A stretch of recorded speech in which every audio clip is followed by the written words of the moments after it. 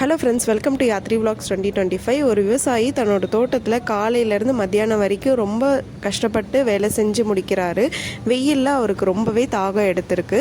அந்த தாகத்தை தீர்க்கறதுக்காக பக்கத்தில் இருக்க நதியில் போய் தண்ணி குடிக்கலான்னு போனார்.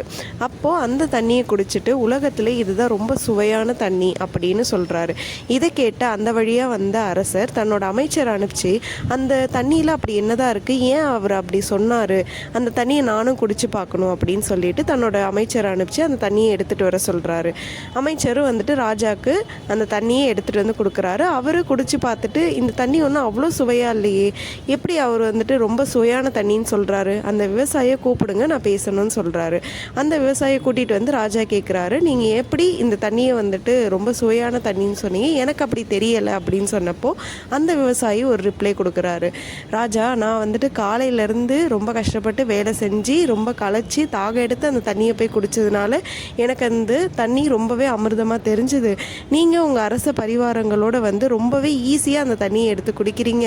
அது உங்களுக்கு வந்து எளிமையாக ஈஸியான வழியில் கிடைச்சதுனால அதோட அருமை உங்களுக்கு தெரியல, அதனால் உங்களுக்கு அதோட சுவையை உங்களால் உணர முடியல அப்படின்னு சொன்னார்.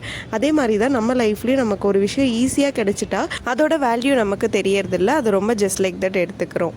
தேங்க்ஸ் ஃபார் வாட்சிங். இந்த வீடியோ பிடிச்சிருந்தா லைக் பண்ணுங்கள், ஷேர் பண்ணுங்கள், சப்ஸ்கிரைப் பண்ணுங்கள்.